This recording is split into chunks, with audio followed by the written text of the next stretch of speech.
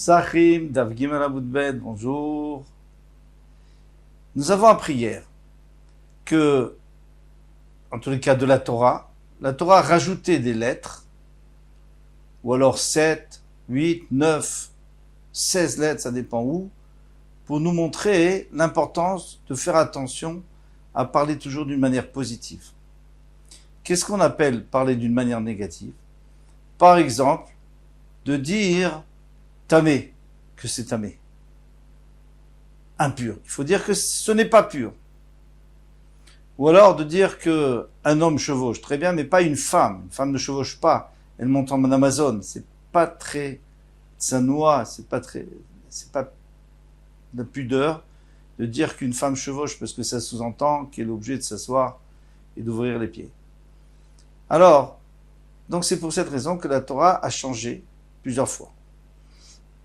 Et elle a utilisé le mot moshav au lieu de merkav. Moshav, ça veut dire assis. Merkav, chevauché. Et elle a aussi utilisé le mot asher lo tahor, qui n'est pas tahor, qui n'est pas pur, au lieu de dire tamé. Très bien. Maintenant, ve'aketiv. Alors, commençons de la page. Ve'aketiv, et pourtant il est écrit dans la Torah, ve'i rochevet ala chamor. On voit qu'une femme était en train de chevaucher un chamor. Pourquoi tu dis rochevet? Il fallait dire qu'elle était assise.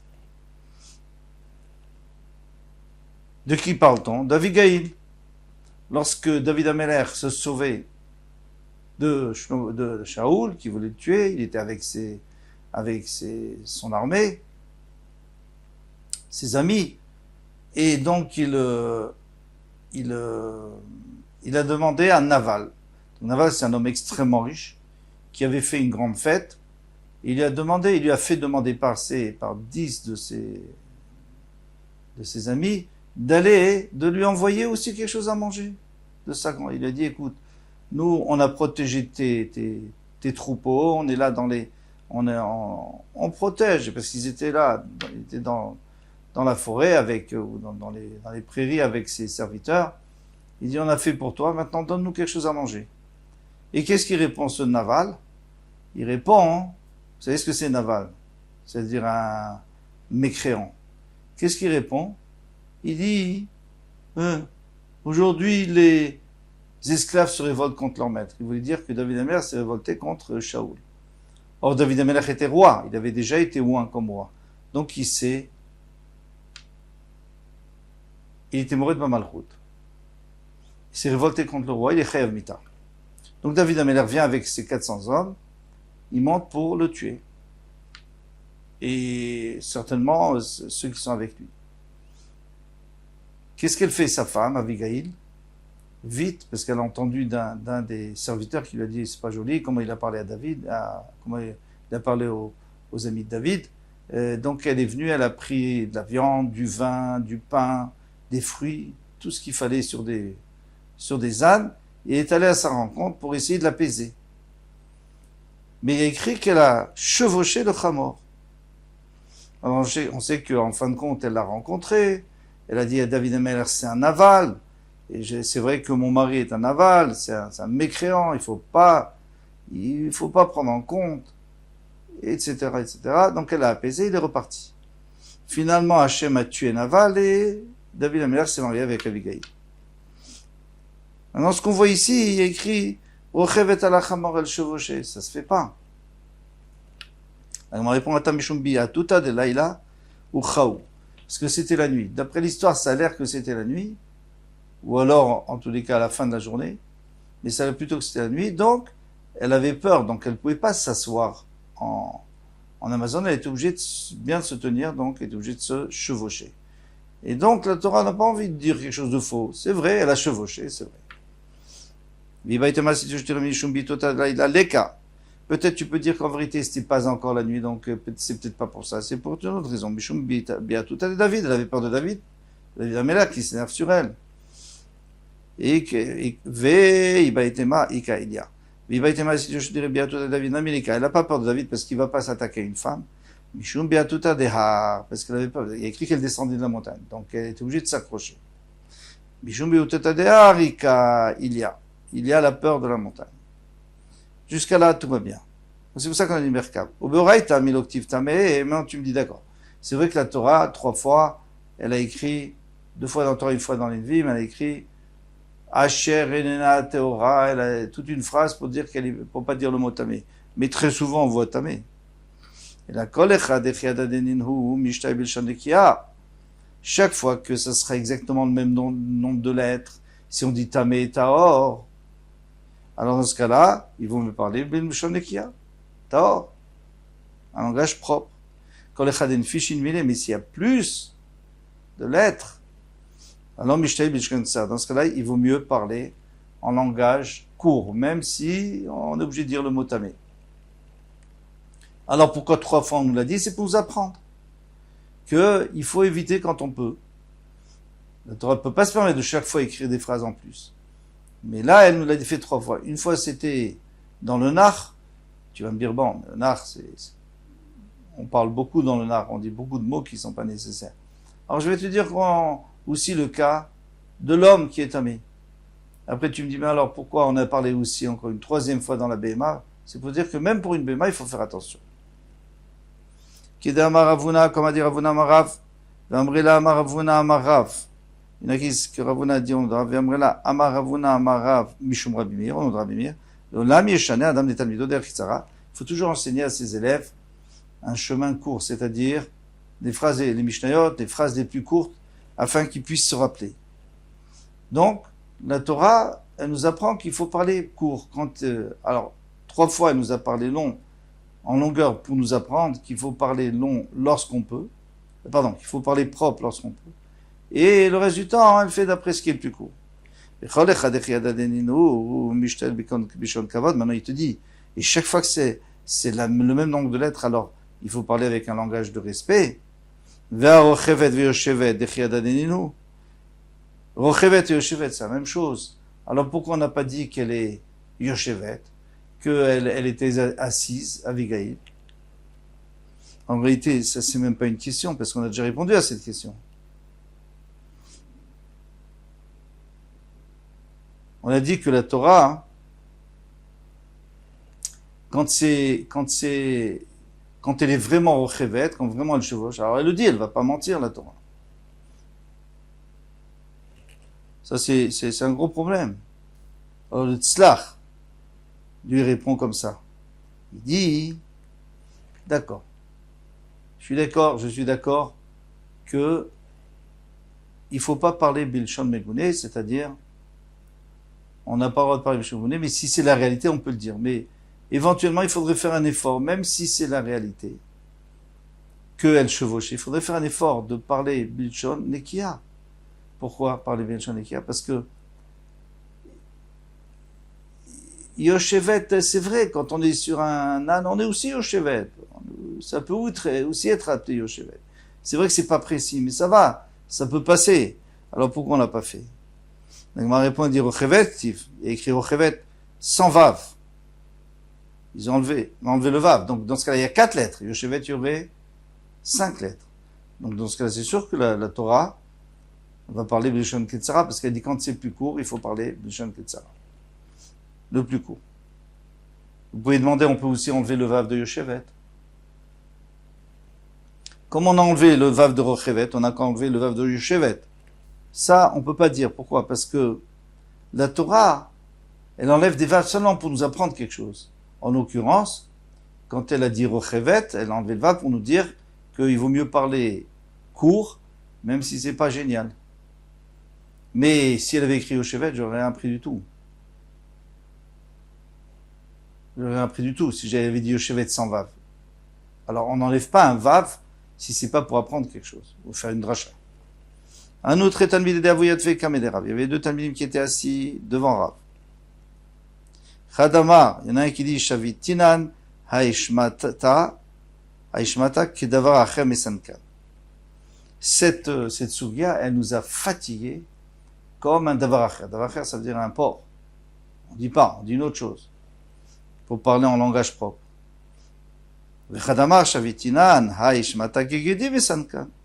Comme un chevreau affaibli. D'accord. C'est vrai qu'elle était dure. Alors, Et Rav, donc, il n'a pas parlé pendant 30 jours avec celui qui avait dit d'avoir acher. Parce qu'il a parlé un langage qui était malpropre. Un autre Talmid d'Avuyat Vekamede Hillel. Il y avait deux Talmidim qui étaient devant Hillel. Chad Minayu Rabbi Yochanan Zakkai. Il y en a un qui était Rabbi Yochanan Zakkai. V'amrela, il y en a qui disent Kamede Rabbi. Non. Ils n'étaient pas devant Hillel. Ils étaient devant Rabbi Noakadosh qui est beaucoup plus tard. Donc ça ne peut pas être Rabbi Yochanan Zakkai. V'chad Minayu Rabbi Yochanan. Dans ce cas, c'est Rabbi Yochanan. C'est pas Rabbi Yochanan Zakkai. Chad Amar, il y en a un qui dit Pne, Babotzrim Betahara, Ven Moskim Betahara. Pourquoi est-ce qu'on vendange avec un keli, avec un ustensile propre, dans un ustensile propre, c'est-à-dire qui est tahor, qui est pur. Ven moskim betara, mais on peut tout à fait cueillir des olives dans un keli qui est pas tahor, qui est tamé. Alors, lui, il n'a pas voulu dire qui est tamé, il a dit ven moskim betara. Et on ne cueille pas betara, c'est-à-dire on peut même faire dans la touma. Pourquoi ça? Parce qu'on sait que dès qu'un fruit se mouille, il peut recevoir la touma. Alors, ici, lorsqu'on cueille des raisins, forcément, il y a du jus qui va sortir. Ça va mouiller le raisin et il va devenir tamé à cause du keli qui est tamé. Donc, il faut utiliser un keli tahor. Par contre, et qu'est-ce que tu vas me dire? Tu vas me dire, oui, mais lui, il n'est pas intéressé à mouiller, il n'est pas intéressé par ce jus. Si, il est intéressé par ce jus, parce qu'il le récupère, ce jus de raisin. Il en fait du vin. Donc, il est intéressé. Alors, s'il est intéressé, c'est métamé. En tout cas, c'est Mekabel Touma, et à ce moment-là, il ne faut pas utiliser un keli qui est tamé, un ustensile qui est tamé. Par contre, les olives, c'est vrai qu'il y a un peu de jus qui peut sortir, ça ne s'appelle pas de l'huile. Il n'y a que l'huile qui rend tamé, qui rend capable d'être tamé, apte à devenir tamé. Et ça, c'est pas de l'huile, c'est un peu d'humidité qui sort au début. Pour avoir de l'huile, il faut presser dans un pressoir. Donc, en attendant, on a le droit. Chez l'obétara. Il y en a qui disent Betara ou Moskim Betuma. Et l'autre, il disait Moskim Betuma, directement Betuma. C'est-à-dire, il utilisait le mot Touma. Et le premier, il utilisait le mot Tara. Amar, il a dit Muftachani Beze Shemore Ora Israël. Je suis sûr que le premier, celui qui a dit Betara, Shelo Betara, En Moskim Betara, qui sera un maître dans Israël, Veloi Ayam Imwatim Atcheu Sheorao Rabbi Israël, finalement, c'était un maître d'Israël qui, Rabbi Yochanan Zakkai, et aussi Rabbi Yochanan, ça dépend, est-ce qu'on parle de l'un ou de l'autre. Mais il y a un petit problème ici, c'est que il avait peut-être raison, l'autre, on ne sait pas qui c'est, il avait peut-être raison de dire Umoskim Betuma, et de gagner des lettres. Pourquoi? Parce qu'on a dit que lorsqu'on gagne, alors on a le droit de dire Touma. C'est lorsqu'on gagne rien, alors il faut dire Tahara. Mais là, il gagne beaucoup. Alors pourquoi on lui a fait ce reproche? Parce qu'en vérité, c'est même pas précis. C'est pas vrai ce qu'il dit. Comment il dit lui? Ou Moskim Betuma. Et on cueille dans la Touma. C'est pas vrai, on cueille pas toujours dans la Touma. On n'est pas obligé de cueillir dans la Touma. On peut cueillir dans la Touma. Alors c'est ce qu'il a dit l'autre. Il a dit Ven Moskim Betara, on n'est pas obligé de faire Betara, mais on ne fait pas non plus toujours dans la Touma. Hanout la Takan, il y avait 3 Kohanim. Chadamar, Léou. Alors ils se sont partagés le Lechem Apanim. À la fin, quand les Kohanim, Shabbat, avant de sortir, on leur donne du Lechem Apanim. Et chacun reçoit par rapport au nombre de Kohanim. Alors ils ont reçu très peu cette fois. Il y en a un qui dit Gani Kepou, le pauvre, j'ai eu comme un poids, un petit poids. Khadamar Gani Kezaït, l'autre il dit comme une olive, lui il a reçu comme une olive. Khadamar Gani Kezavalta, l'autre, et le troisième il dit j'ai reçu comme la queue du lézard. Ça c'est vraiment pas joli c'est pas du kavod pour le Lechem Apanim. Bat Koachav, donc ils ont vérifié après lui, Umatsu Boshemetz Psoul, et ils ont trouvé que dans son ascendance, il y avait un défaut, un petit défaut, qui faisait qu'il n'était pas cachère pour être Kohen, pour servir au Beth Amikdash. Ils l'ont renvoyé.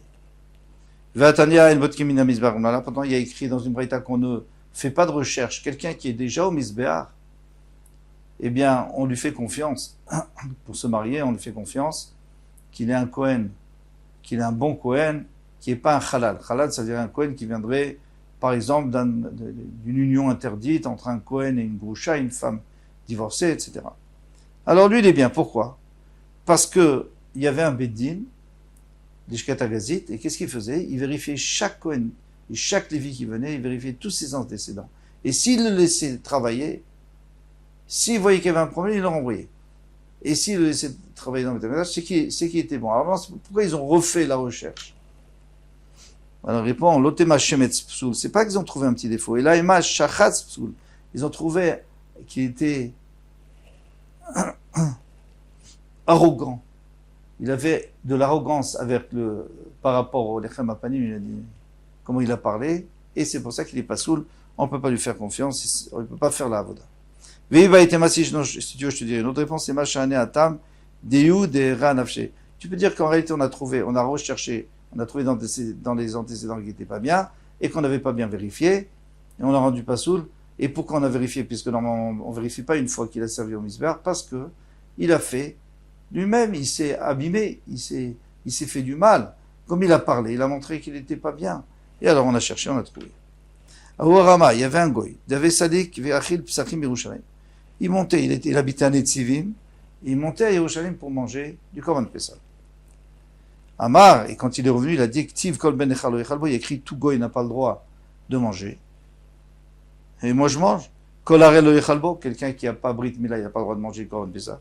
Vana Kachilna, mais choufré, moi je prends le meilleur des meilleurs. Le meilleur morceau j'ai choisi. Du Korban Pessah, lorsqu'on s'est associé dans un groupe. Amar Rabbi Yehuda ben Betera qui habitait à Netzivim, et que lui, il pouvait rien lui faire. Parce que là-bas, il n'avait pas le pouvoir de punir le goy. Mi Kasafu Lach Me'alia, alors il a fait un piège, il a tendu un piège, il a dit, est-ce qu'il te donne de la queue? La queue, c'est pour le misbéach. On doit la brûler sur le misbéach. Amarlé, il lui a dit, là, il me donne pas de la queue. Et il dit, alors, ils t'ont pas donné le meilleur, tu t'es fait avoir. Qui s'adkat la table lorsque tu montes là-bas?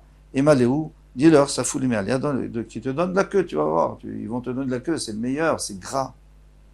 Qui s'est dit, quand il est monté à Marléou, il lui a dit, mais Alia Safouli, donnez-moi de la queue. Amrouli, ils ont dit, Alia les gavois salkanan, ça c'est pour le bisbar, on peut pas te donner. Amrouli, alors ils ont dit, mais man amar lachachi, qui t'a dit que il faut que tu demandes la queue? D'où tu as cette idée? Amarlou Rabbi Yehuda ben Betera, Rabbi Yehuda ben Betera a dit, Amrouli, ils ont dit, Mahaï de Kaman, qu'est-ce que c'est ça, cette histoire? Rabbi Yehuda ben Betera, il sait très bien qu'on doit brûler la queue. Pour un keves, pour un agneau. Batkou Batre, ils ont vérifié ce goy, ils ont posé plein de questions. VHK Dharma, où ils ont trouvé que c'était un goy, Katou, ils l'ont tué. Pourquoi ils l'ont tué? Alors, a priori, parce qu'il a mangé du korban, il n'a pas le droit de manger. Mais d'après le Kesef Mishneh, d'après le Rambam, comme il comprend le Rambam, c'est nous qui devons l'empêcher. Mais le goy, lui, il n'est pas puni. Alors, il y a deux réponses. Le Mero Messadeh dit, parce qu'il est rentré dans la Zara. Il est rentré dans la Zara, il n'avait pas le droit. C'est un goy. Et le Kovet Shurim lui dit, il a volé, parce qu'il a volé des autres. Puisque tout le monde, lorsqu'ils ont apporté le korban, ils ont le droit de prendre, c'est-à-dire Akshbochou, il les invite à manger la viande, mais lui, il n'était pas invité puisque c'est un goy.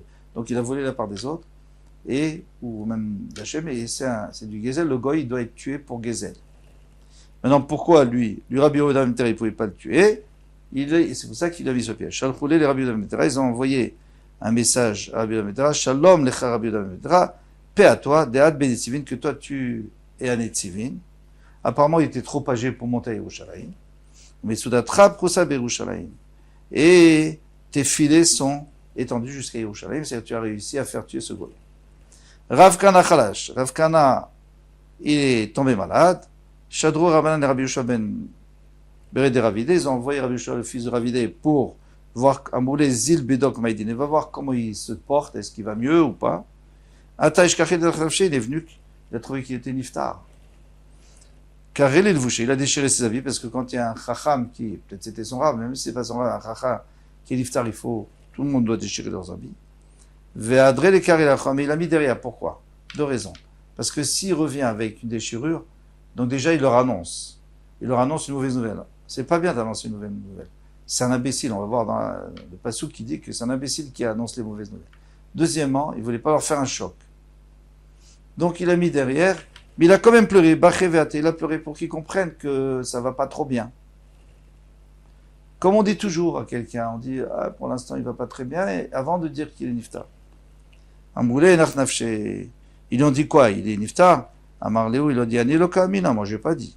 Pourquoi Omotsidi, Oxide, celui qui dit quelque chose de mal, quelque chose de mal, ça peut être du mal sur quelqu'un ou ça peut être une mauvaise nouvelle. Ksil, il est bête. Yochanan Chakoka, Yochanan de la ville de Chakoka, ou alors il y en a qui disent que c'était son surnom. Nafak les Kraïta. Il est sorti à la campagne pour voir un peu les récoltes, comment ça se passait. Kiata, quand il est revenu, un boulet, ils lui ont dit Chitin Yasu Yafot, est-ce que le blé a bien mûri, a bien poussé? Et non, il avait mal poussé. Amarla, il ne voulait pas leur dire. C'est horrible, Nasu Yafot. Il a dit non, l'orge a bien poussé. Un boulet. Alors ils lui ont dit, tu sais où va se faire les soucis de la Khamrim. Va annoncer ça aux chevaux et aux ânes. Qu'est-ce que tu viens nous dire à nous? Ça nous intéresse pas, on mange pas de l'orge, c'est pour les chevaux et les ânes. Dirtiv comme il est écrit à Seorim va Teven, l'orge et la paille, la sosim, ve la rechesh. Rechesh, il y en a qui disent que c'est un animal qui court très vite, et il y en a qui disent que c'est des mules. Maï avait les mêmes. Alors moi, il demandait, mais qu'est-ce qu'il y fasse? Et pourquoi ils se sont moqués de lui? Il avait raison, il ne faut pas dire, il ne faut pas donner les mauvaises nouvelles. Pas annoncer les mauvaises nouvelles. Alors il m'a répondu, faute, il fallait dire, l'année dernière, ils étaient bien le blé. Alors ils auraient compris que cette année, ils ne sont pas bien. Inami adashim la suif. Ou alors, les lentilles. Les hommes mangent les lentilles. Les lentilles sont bonnes, mais pas, on comprend que le blé n'est pas. Bon, en tous les cas, qu'est-ce qu'on a appris d'ici? On a appris qu'il faut toujours surveiller son langage pour qu'il soit le plus propre possible, le plus net, le plus tsanoua, le plus pudique. Et en plus, il faut faire attention de ne pas annoncer des mauvaises nouvelles quand on n'est pas obligé. Ou alors faire un remèze, une allusion pour que la personne comprenne. Kol Tov, à demain, Bezrat Hashem.